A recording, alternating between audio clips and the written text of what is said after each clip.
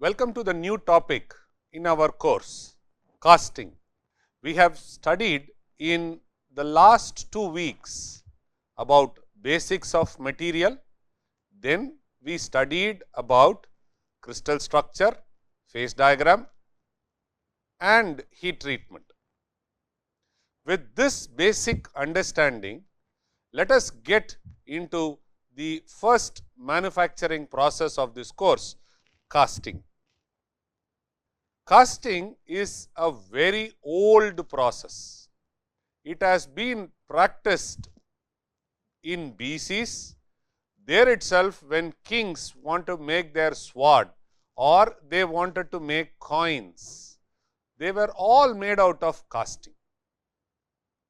If you look at Statue of Integrity, is also made out of casting, a big structure.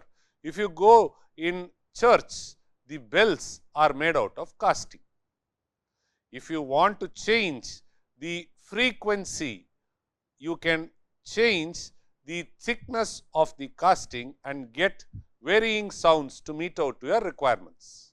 So, casting plays a very important role, and for casting, the fundamental understanding what you want is you should understand the phase change, liquid to solid, what happens. Second thing, liquid to solid, when it happens, what time duration do you give for this happening? If we could have these two understanding properly, then this chapter becomes very easy for you. So, content, first let us look into the introduction, and throughout the basic discussion, we will always focus on one process which is called as sand casting process.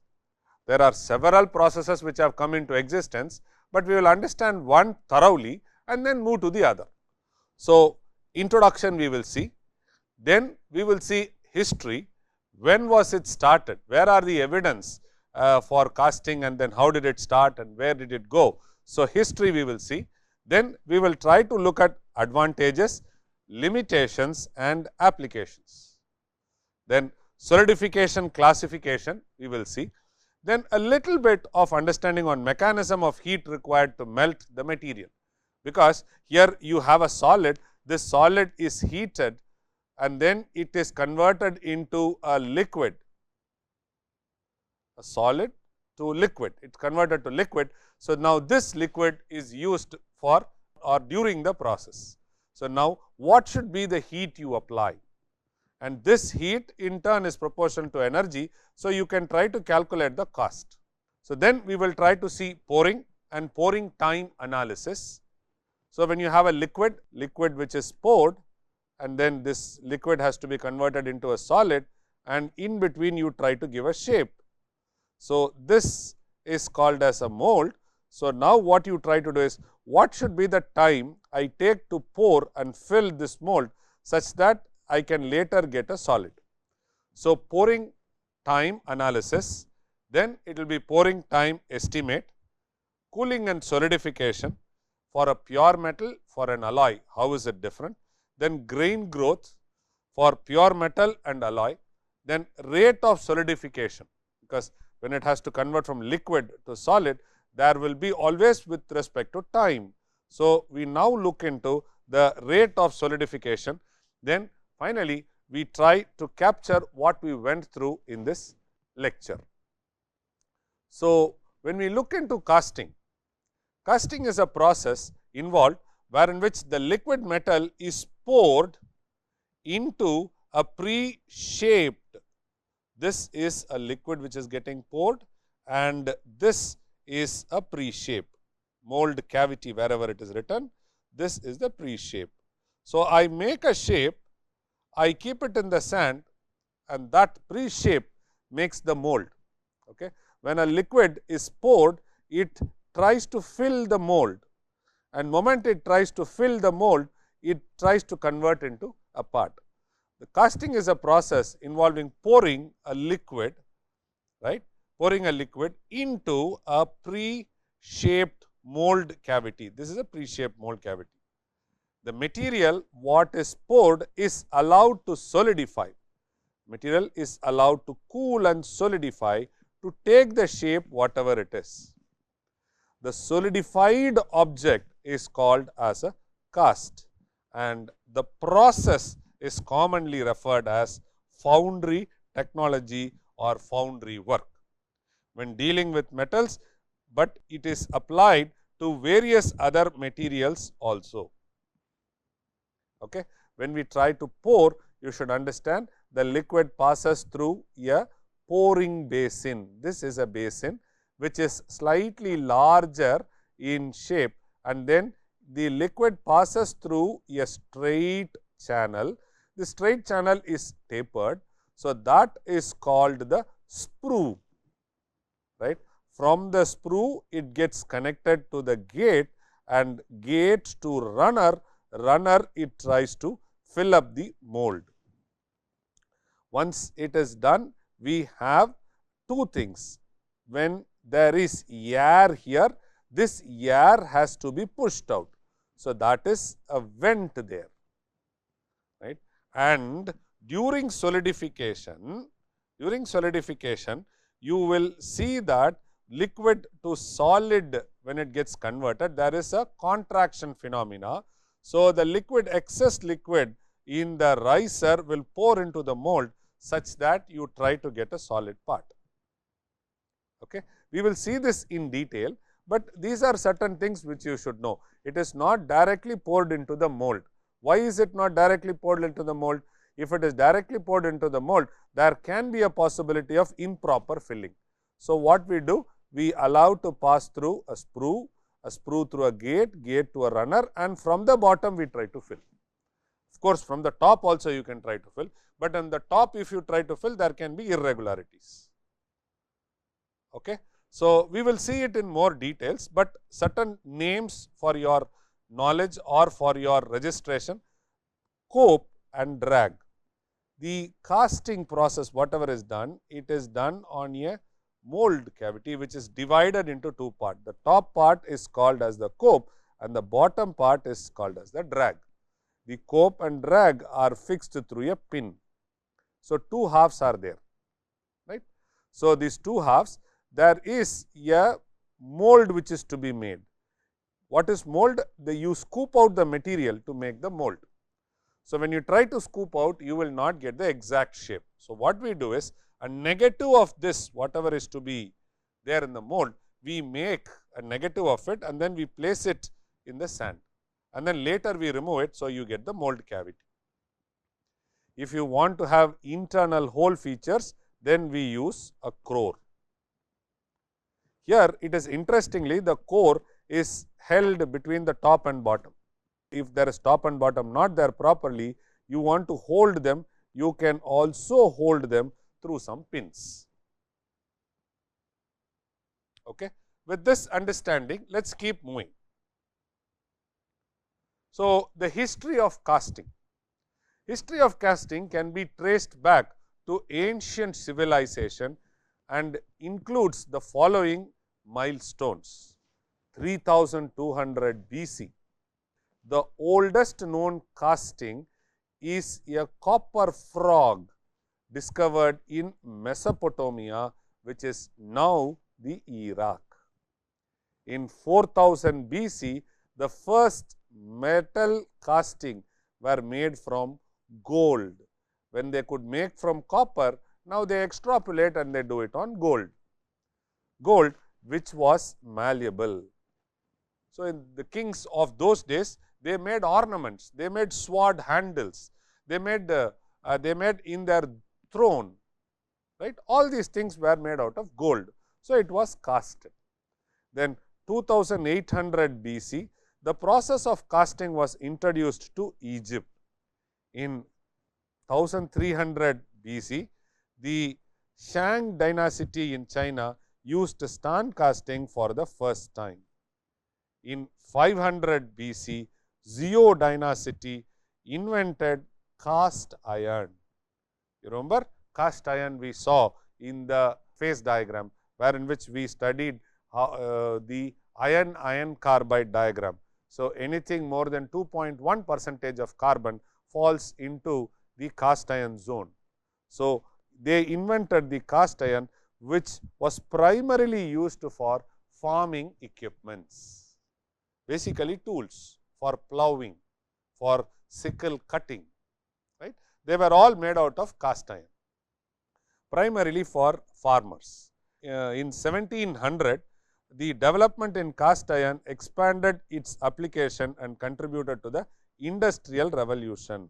So, the wheels started rolling. The wheels were initially made out of casting. In 20th century, there are several advancements have happened. So, die casting and investment casting were developed. Die casting means where in the sand casting you saw in the sand you made a mold, but now you replace the sand with a solid material, then it becomes a die. So, die casting. Investment casting is we will see investment casting here, in which you can try to generate precision parts. In fact, today gold ornaments are made out of investment casting, right, because the pattern is made so precisely and nicely. So, investment casting were developed, which allowed the mass production of precision components. In 1980s, simulation softwares. If you look at casting, what is so complex there? Why do you need simulation? One, the solidification rate is very important. Then the next one is, what should be the heat which I apply for melting? What will be the microstructure which is formed on cooling in solidification? What is the pouring time? And the next one is, where should I pour such that I get a solid part made? So, all these things are very, very complex, very complex. First order differential equation, second order differential equation, conductivity loss, everything we apply, and we still try to get the approximation by using simulation. In 1980, simulation softwares came into existence, which allowed the caster to simulate the mold filling and the metal solidification process. They were able to now dictate the product what they want by doing simulation and optimizing many parameters. In 1997, electromagnetic casting was developed. Initially, the heat was always applied through flame. Then electromagnetic heating, induction heating, all these things are there. Today, microwave heating is also coming into existence. Electromagnetic casting was developed, which reduced the cost and the carbon footprint, making casting a sustainable process. Moment you look into casting, it is always called as the dirty man's process. Foundry. Foundry means when people work in foundry, they get themselves so dirty, right. So, from there they tried to change the concept and bring in sustainable, clean solidification processes. So, these are some of the examples which you can see made out of casting in ancient times. You can see here they have made a coin out of gold. Then this is an artifact. You can see multiple things have been made. A gear which is made through a sprocket.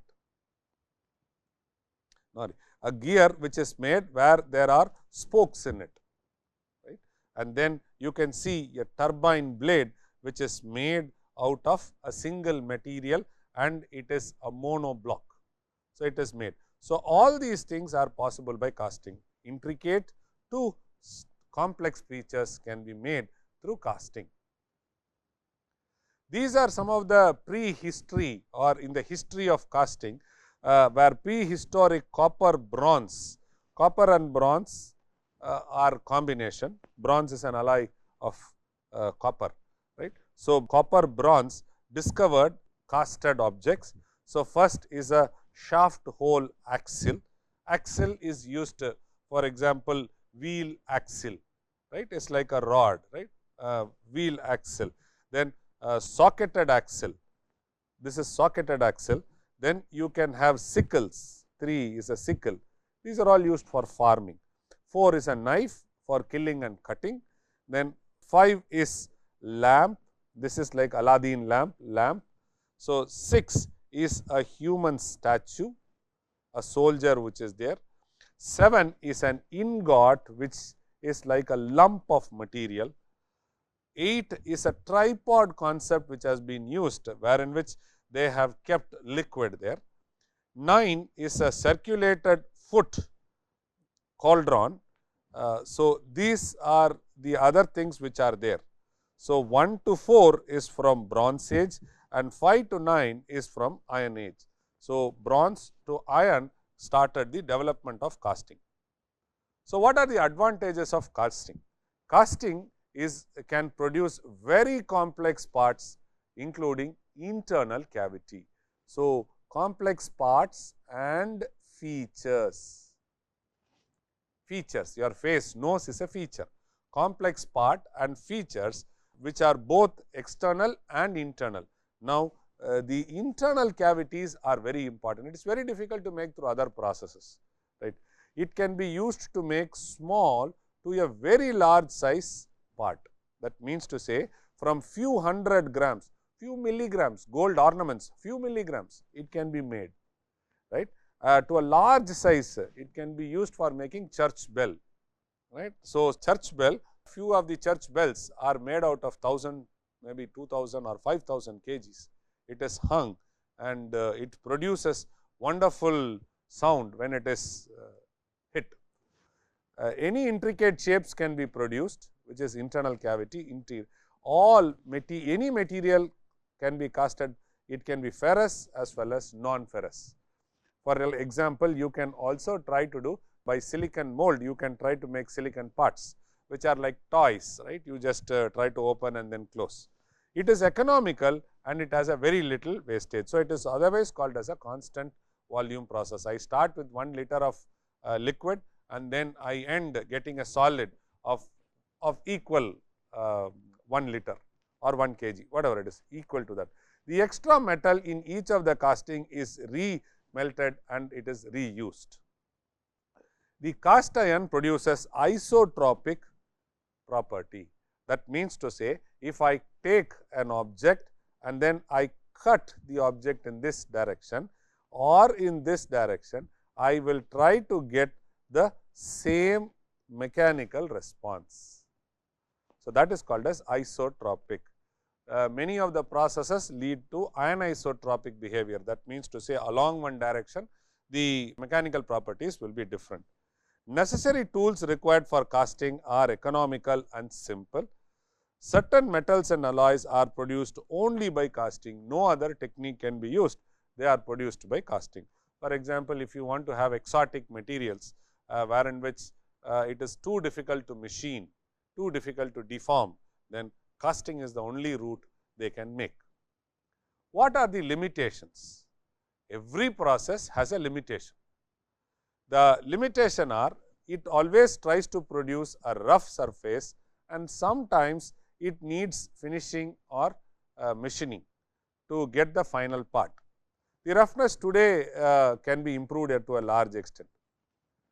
It is labor intensive. When you are trying to make a mold, yes, it is labor intensive. Special tools are required for casting. In sand casting, when you try to remove mold material, yes, special tools are used. But these are all not so great a limitation, but one of the biggest limitation is it produces a near net shape part. So, if you want to go for assembly, it has to be machined and finished, or it has to be finished alone. So, you can see here a wide spectrum of engineering applications. It is used in vehicles, it is used in machine tool structures, it is used in turbine vanes, milling housing, valves, sanitary fitting. Sanitary fitting is like the pipe fitting what you have, very costly pipe fittings are made out of casting. Agricultural parts, construction industry and atomic energy applications. You can see pipes, large diameter pipes are made. These are the turbines which are there, gears are made out of it, flanges are made out of it, vessels, utensils, pans sometimes are made out of it. So, all these things give you a clear understanding that it can be used in high engineering application, domestic application, entertainment application and exotic applications. So, in all the fields casting process plays a very important role. Some more, you can see all these things are attached to the same group. The rim of a car can be made, the turbine, large turbines can be made. These are all parts which are used for making something like a handle, mug, something like that. Engine block is casted. So, now let us understand the mechanism. In casting, as I told you, there can be only two possibilities. One is you start with a liquid or you would start with a semi-solid form. So, where is semi-solid coming? So, when there is a metal liquid, it undergoes a mushy zone which is semi-solid material, then from there you get into a solid. So, for casting these two are used.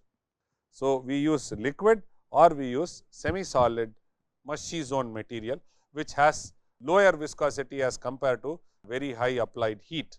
So, the specific heat and thermal properties are considered constant. You should understand, we are not changing it.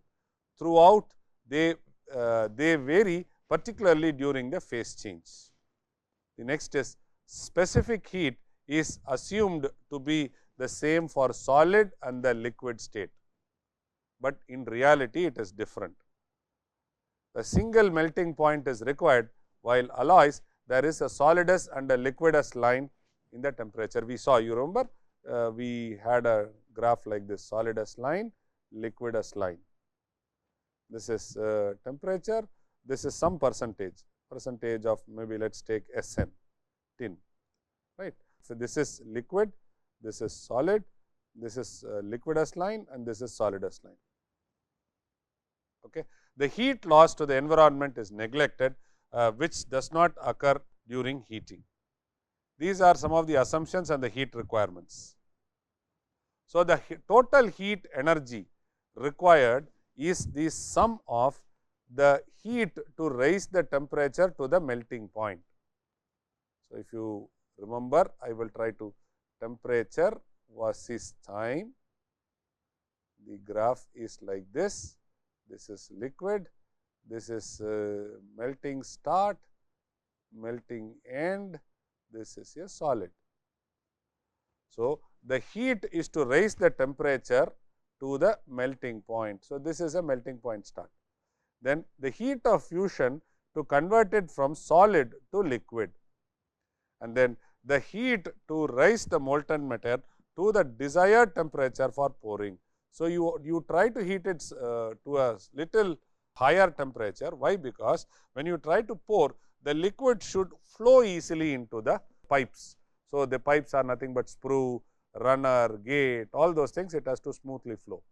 So, now keeping all these things together, the equation is written as H equal to rho into V.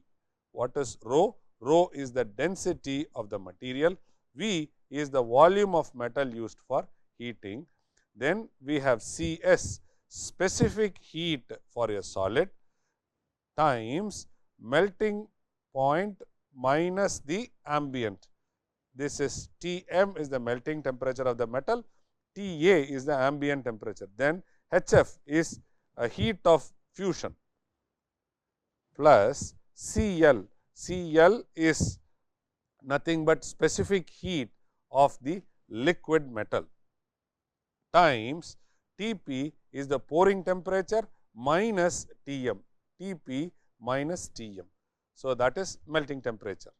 So, by doing this calculation, we try to get what is the total energy required to convert a solid into a liquid before pouring it into the mold. Now, let us try to understand the pouring.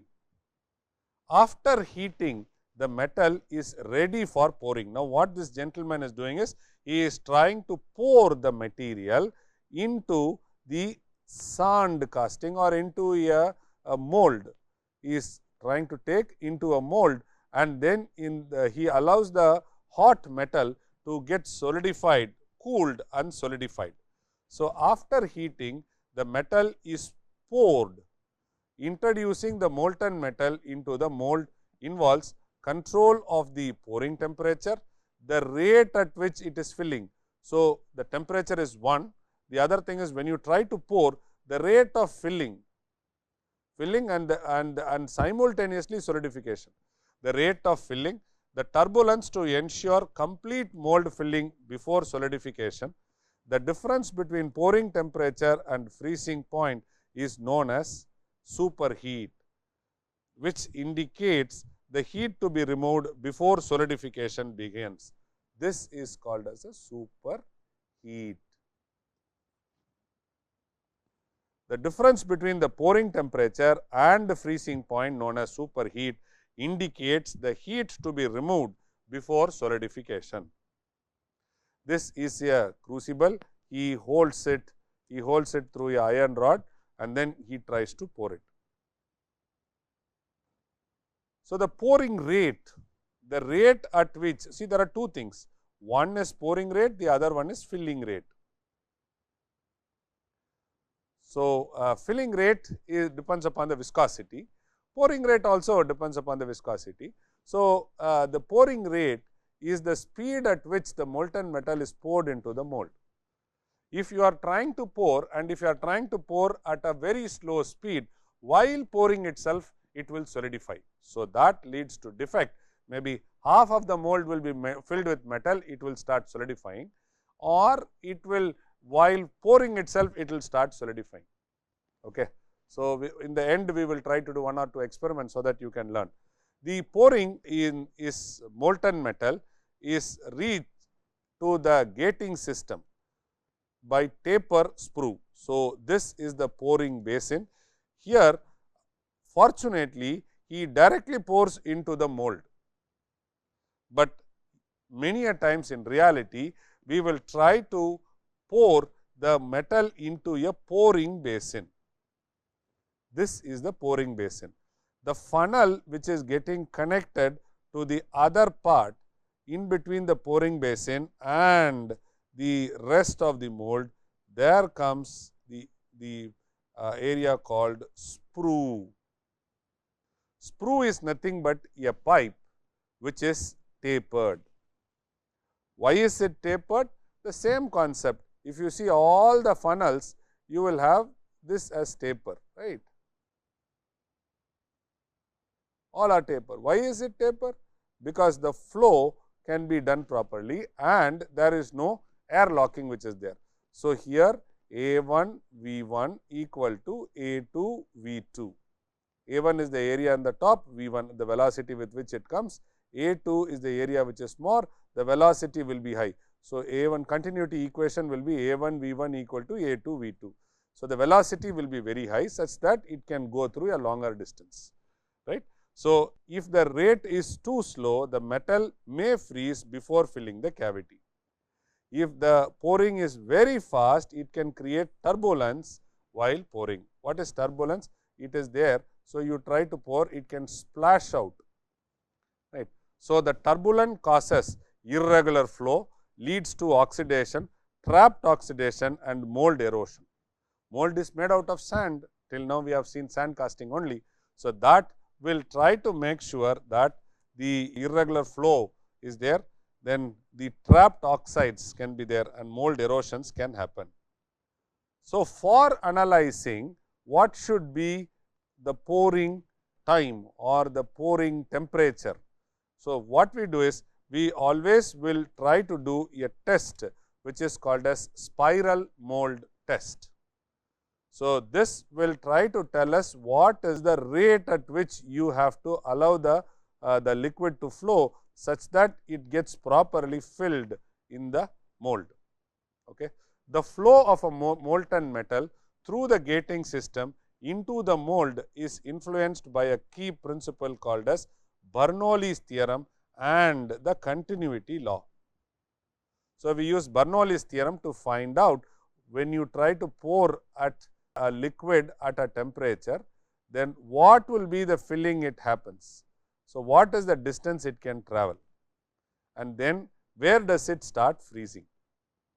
Right. So, the Bernoulli's theorem states that the sum of the heads pressure kinetic and the friction energy head remains constant at any 2 points in the flowing liquid.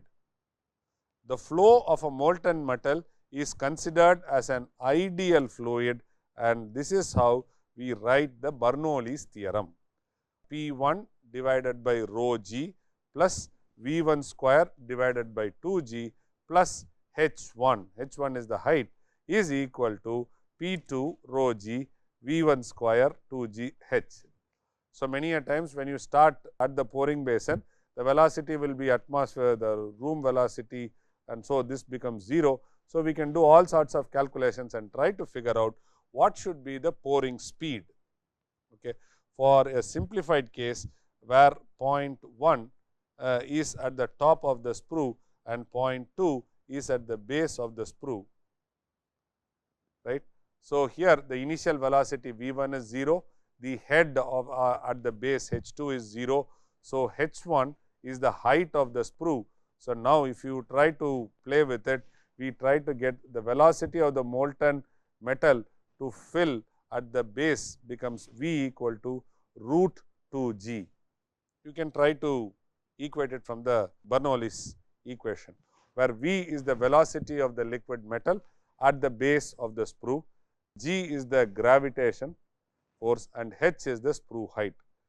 During pouring is the continuity law is significant, which states that the volume rate flow remains constant throughout the liquid.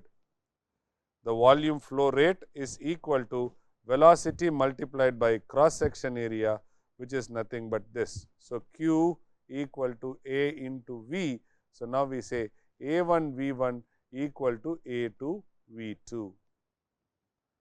So, from there we can try to calculate the pouring time. The pouring time is dependent on the weight of the casted product, the type of metal like aluminum, steel alloy, cast iron, etc. When the mass is lesser than 450 kgs, the equation is assumed to be like this. K will be the fluidity of the iron, T is the average cross section thickness, W is the mass of the casting.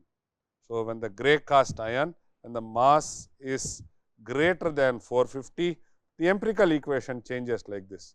So, you can see the numerator, you can see the denominator, then you can see the cube root, rest all is the same.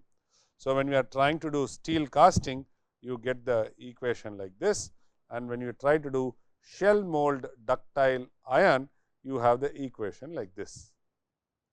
So, this is a thumb rule which has been from a table they have generated. If the casting mass is 20 kgs, the pouring time is going to be 6 to 10 seconds. If it is going to be 100 kgs, it is going to be 15 to 30 seconds. So, 100 kgs can be filled. If you are going to do 1 lakh kgs, it is going to take 60 seconds to 180 seconds. So, copper, you can see time is equal to K2 cube root of W. Then if you try to take intricate shaped thin walled casting up to 450 kgs, this is how the equation is. And when we are trying to do above 450, this is how it is for intricate shapes. And when the mass is this, average cross section is this. So, this is how it is going to take for various materials. So, you do not have to memorize these numbers, you do not have to memorize the formula. This is only for your understanding, saying that how does it look like, how does the equation change, where in which you try to use Bernoulli as well as the continuity equation. How do you try to find out the pouring time estimate? Now, let us get into casting process in detail. So, solidification. The process of solidification can be divided into three. One, it can be used for casting of metals, then it can be used for glass working, that is also by solidification.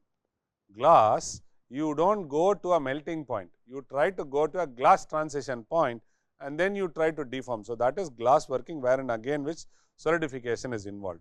Then you can use process of polymer and polymer matrix composite. Processing of polymer, we try to use injection molding or we try to do compression molding. So, here what we do is we again do not take it completely to liquid, we try to take it glass transition temperature and slightly above, then try to deform the polymer. When I say polymer, it includes thermoset, thermoplast and elastomer. So, now let us look into the casting. Our focus in this chapter is casting of metals. So, now casting of metals can be divided into two parts. One is called as expendable mold casting, the other one is permanent mold casting. What is expendable mold casting? Whenever I take a cast product out of the mold, I destroy the mold. So, that is called as expendable mold casting. For example, you try to assume you have a cone ice cream, cone wherein which the ice cream is on the top. So, when you eat the ice cream, you also eat the cone. So, now the cone cannot be reused. So, now the cone becomes the expendable mold. Permanent mold is your ice cubes what you keep in the refrigerator. There is a mold, you fill water and then the water it gets solidified, you get cube ice. Then you remove the ice from there, you pour another set of. So, the mold is fixed. For example, if you want to make kulfi sticks, the mold is a plastic cone, you pour the milk there with all the ingredients and then you place a stick there, allow it to solidify. Then once it is solidified, you remove the kulfi stick along with the ice cream, but the mold is left as is. So, those things are called as permanent mold. Or die casting, when somebody says it is going to be a permanent mold. So, expendable casting means mold is destroyed, permanent casting means it is the same. So, now in this sand casting is one major process in expendable mold. Die casting, centrifugal casting, all these things are permanent mold castings. Cooling and solidification. Solidification involves the transformation of a molten metal back into a solid. So, first is pouring, before that it is heating, then it is pouring, then it is cooling and solidification.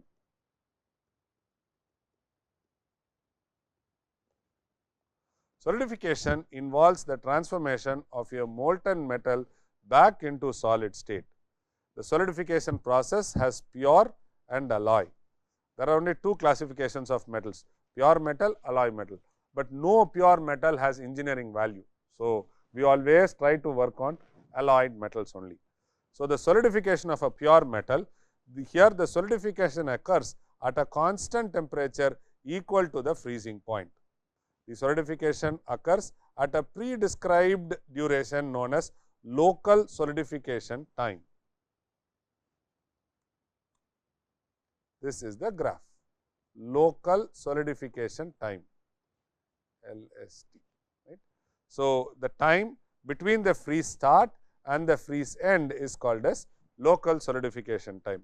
At the time, the molten metal heat of fusion is delivered into the mold is also called as the local solidification time. I drew this figure and we saw this in the phase diagram also. This is for a pure metal. You can see there, this is a superheat which we always do above the melting point, so that you can try to have a proper pouring. So, the viscosity plays a very important role. So, this becomes your pouring temperature very high, right, and the time duration is very small. Next is you try to pour, moment you pour there is a step down in the temperature. Why there is a step down? Because till here you are heating, moment you pour into the mold, there is a heat extraction through the mold. The mold, if it is a metal, the extraction of heat will be faster, if it is sand, it will be slower, but there will be heat extraction. right, and then it heats the freeze beginning.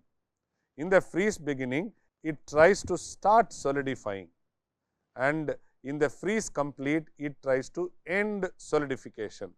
So, this point is called as local solidification time. From the start of pouring to the end of the freeze completion is called as total solidification time. After the end of freezing complete, then there is again a downfall in the temperature, here in which it is called as solid curing or solid cooling, right. So, these are very important steps.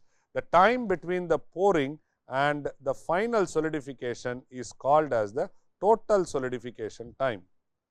The first liquid cooling occurs till the freeze starting, then the solidification occurs for a time duration till the freeze is complete. Even after solidification is over, there is some small amount of liquid and then it starts pouring into it. Once it is poured, so now there is heat extraction. Now, when the heat extraction starts, solidification starts. When solidification starts, what happens? The grain structure gets formed. The grain growth and distribution starts happening.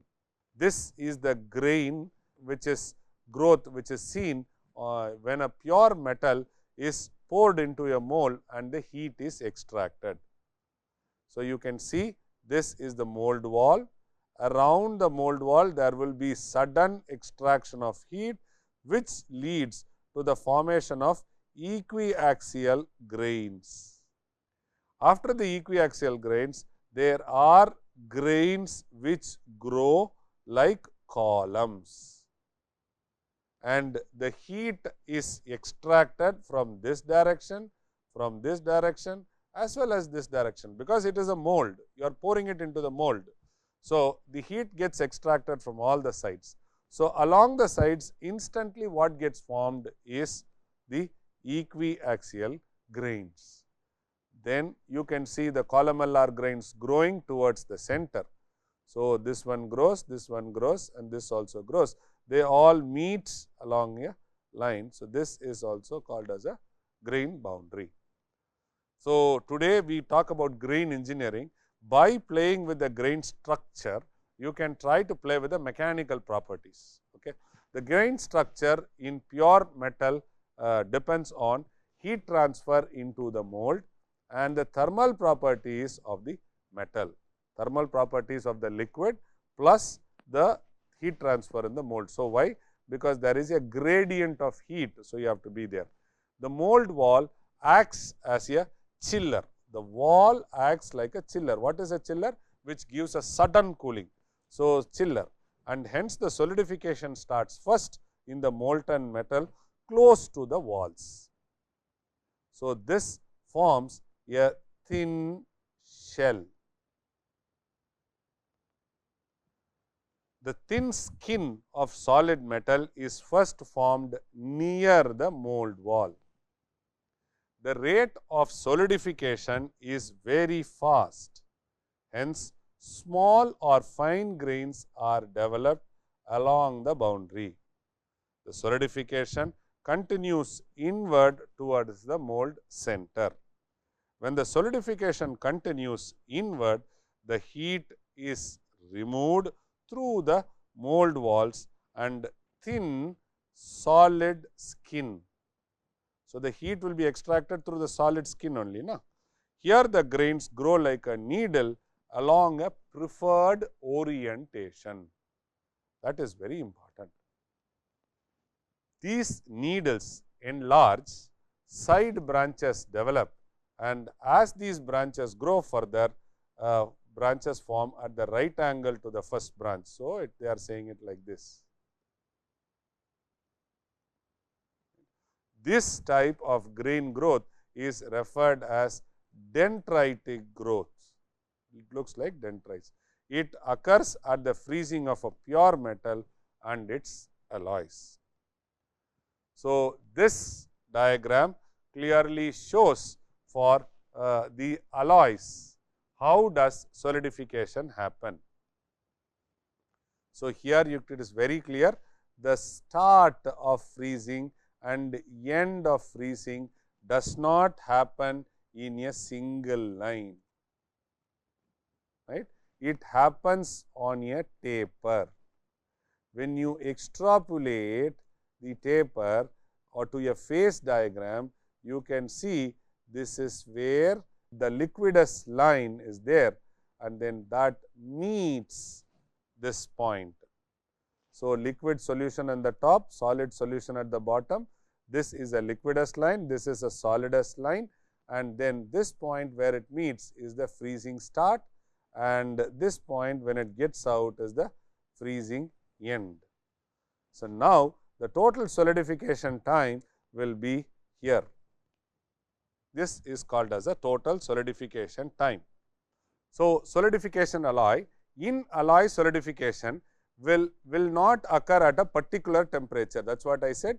There is a point in the liquidus line, there is a point in the solidus line. So, this will be the start and this will be the end. So, in alloy solidification will not occur at a particular point. So, it will always be a slope. It happens at a temperature range, start range, end range. The range depends on the alloying composition. You can shift depending upon the composition. The solidification occurs between the liquidus line and the solidus line. The freezing starts at the liquidus temperature and ends at a solidus temperature. A skin layer is formed at the mold and the dendritic growth is in a similar fashion to the mold walls.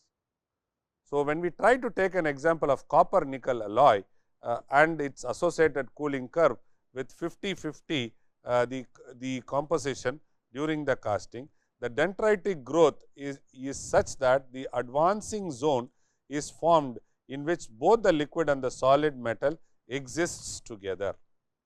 So, basically if you go back to your heat treatment, you can see along the grain you can see some hard precipitates, right. So, how are these getting formed? Basically the precipitates are hard elements which are moved towards the grain, right. So, the same way here the dendritic growth in such that an advanced zone. So, a dendrite, an advanced zone, right. This is how it is growing, this is the mold, it is growing. So, dendritic growth is such that an advanced zone is formed in which both the solid and the liquid metal exist together. The small portion are the dendritic structures that have formed sufficiently to hold small regions of liquid metal in the matrix. This solid liquid region, this region is called as mushy zone. The solid liquid region has a soft consistency and hence it is called as a mushy zone. Depending on the conditions of solidification, the mushy zone can be narrow zone and it can exist throughout the casting. So, this is what happens when you have an alloying element. At the macroscopic level, the chemical composition varies throughout the casting. When you have an alloy, because you have said the dendritic growth will have a mixture of both, right.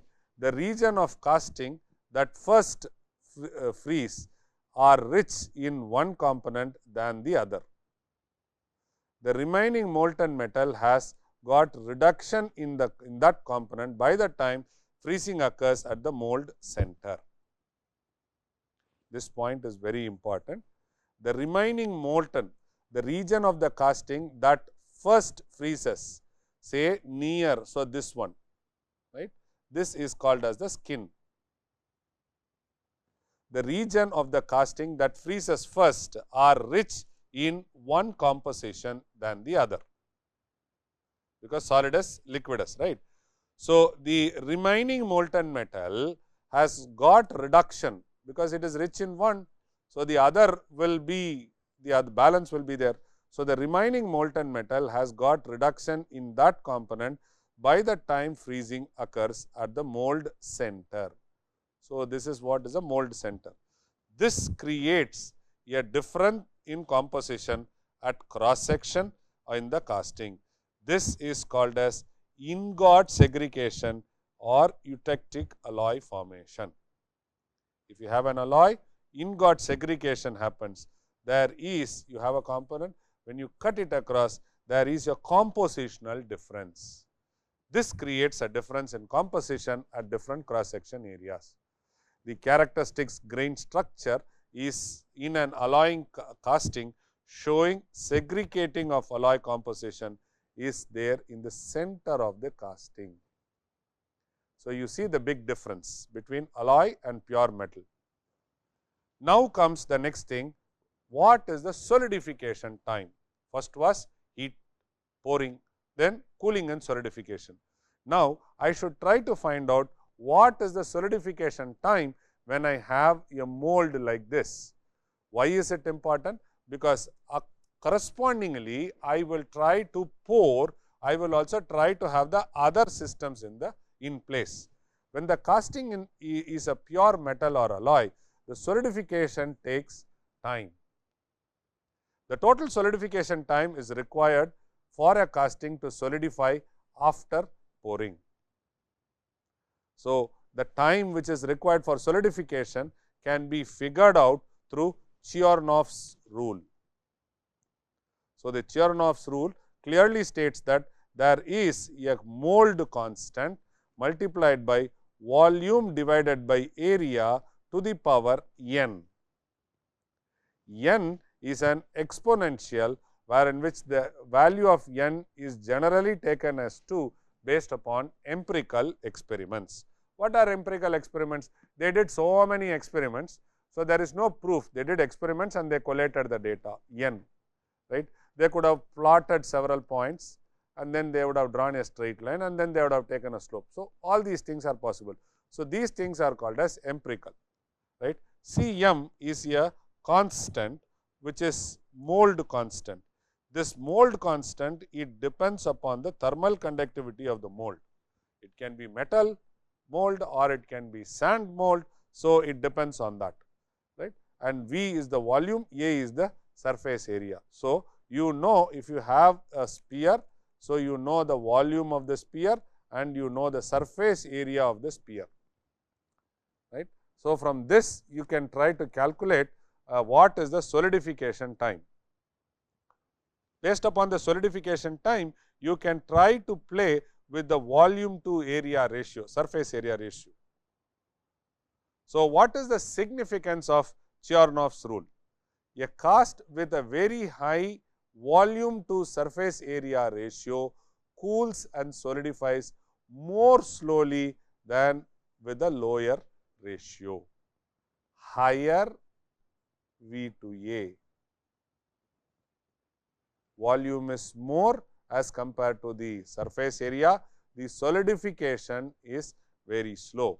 If the surface area is high and volume is very low, then it is faster cooling. The principle is put to good use in designing the riser in the mold. Riser is one term, please hold it. We will get back to it later. Riser. If you want to see the riser, riser was there in the first slide, mold, and then they had a open riser, right. This was there. Here there was a vent and this was a riser. The feed molten metal to main cavity for riser must be greater than the solidification time for main casting. So, that means to say the solidification rate of this liquid should be slower as compared to that of a solidification which happens here.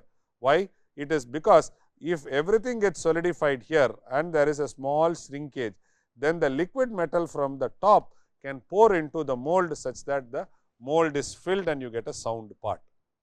So, now what happens? This has a volume, surface to volume ratio, this has a surface to volume ratio. So, if you can play with this volume ratio, higher volume to surface area ratio cools and solidifies more slower. So, if I play with this, this material over here slowly cools as compared to that of this. So, to feed molten metal to main cavity, the Ts of the riser must be greater than Ts of the main casting. The molten metal solidifies in riser after than the molten metal solidification in the main casting. So, please keep that in mind. Riser is always used because once the material is poured into the mold, while solidification, there is going to be a shrinkage. You know, in the phase change, liquid to solid, there is going to be a shrinkage. So, once there is a shrinkage, there will be improper mold filling. So, now excess metal has to come from the riser to the mold. So, the riser will always solidify last as compared to that of mold. The mold constant of the riser and the casting will be equal. The design of the riser to have a larger volume to area ratio, so that the main casting solidification first. To minimize the effect of shrinkage, we always use the riser. Mold filling time. What is mold filling time? You have a dabba, then you have liquid coming from here. So, what is the time which is required to fill? Fill. So, this is mold filling time. This is mold solidifying time. Clear? How do you calculate the mold filling time? Mold filling time is nothing but the volume of the mold, whichever is there, divided by the flow rate will give you the time. The runner from the sprue base to the mold cavity is horizontal. The volume of the rate through which the gate into the mold cavity remains equal to V into A at the base. So, the filling time will be V divided by the flow rate. So, mold filling will be is equal to volume of the mold divided by the flow rate V A. What is V A? V A is calculated from here, which is nothing but mold cavity remains equal to V A, gating area this thing. So, let us try to look into solidification shrinkage. So, solidification shrinkage happens in stages. There are 3 stages of shrinkage. It is not just one, there are 3 stages. Stage 1 is contraction of the liquid before solidification during cooling. So, this is the full pore level you have done, and these are molten metal. In stage 1, what will happen is there will be a contraction of the liquid before solidification during cooling. The first effect is contraction causes a further reduction in the height. This is stage 1, right? It reduces the height. So, from here it is reduced. So, reduction in the level of the liquid contraction, it is stage 1. Then stage 2, what happens? There is a contraction between liquid to solid phase change, contraction between liquid to solid phase change. The solidification front has started from the mold cavity. So, from the edge walls, the level of the liquid metal has reduced at the open surface during the due to liquid contraction. First, there was liquid contraction happens, then because of this solidification, further reduction happens.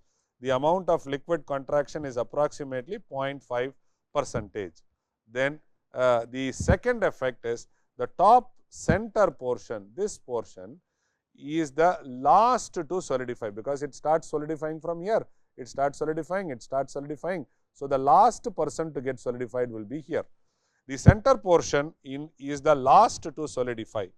The amount of liquid metal present to feed the top surface portion of the casting becomes restricted, because from here it is done, here it is done, here it is done.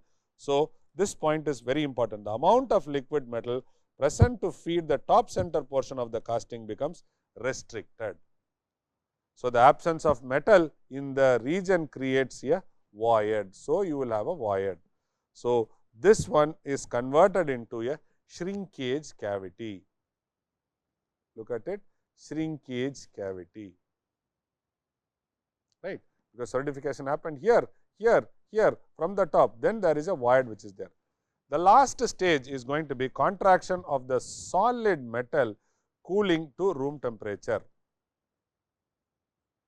From here to here we are saying, right, stage 3, stage 1, stage 2, stage 3, right. Contraction of a solid metal during the cooling at the room temperature. So, cooling to room temperature. This shrinkage is determined by solid metal coefficient of thermal expansion, which in this case is applied in reverse to determining the contraction. So, solidification can happen in 3 stages. The first stage from the top, then further from the top, because the solidification is there. Because of this, you have everywhere solid and then there is a small shrinkage cavity. So, now this cavity is further increased.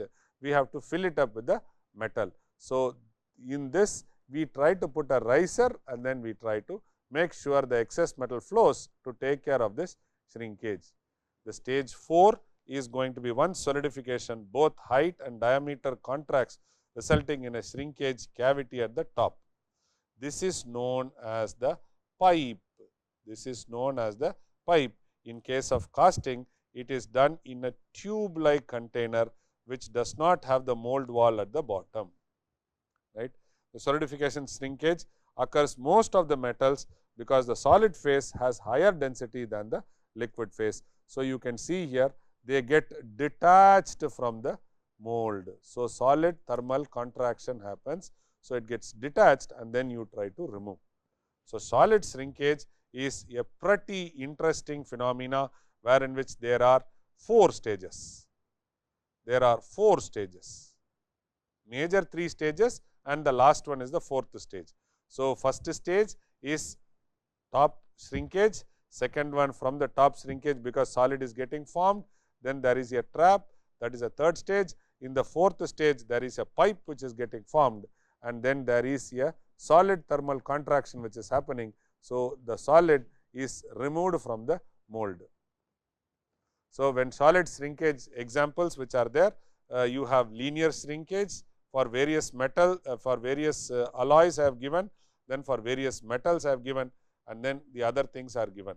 So, if you look into it, so this is temperature versus time. So, this is the pouring temperature. So, it is liquid cooling, then freeze beginning because it is an alloy, freeze end. So, this is liquidus and solidus line. From there it comes back to room temperature cooling. So, when I try to plot it with respect to volume and respect to, here I take temperature, volume and temperature, please make a note. You try to have from here, let us go from here. So, the cooling down, okay, let us start from the top. So, pouring temperature, from the pouring temperature the volume reduces with respect to time up to the start of the liquidus line, right. Then start solidification is equal to liquidus line, then there is a sudden reduction in the volume up to solidus line. Okay. So, here there is a solidification shrinkage, then after this at the room temperature when it comes, it is a solid contraction. This happens at the room temperature, right. So, this, so the volume reduces as and when the temperature reduces. Thank you very much.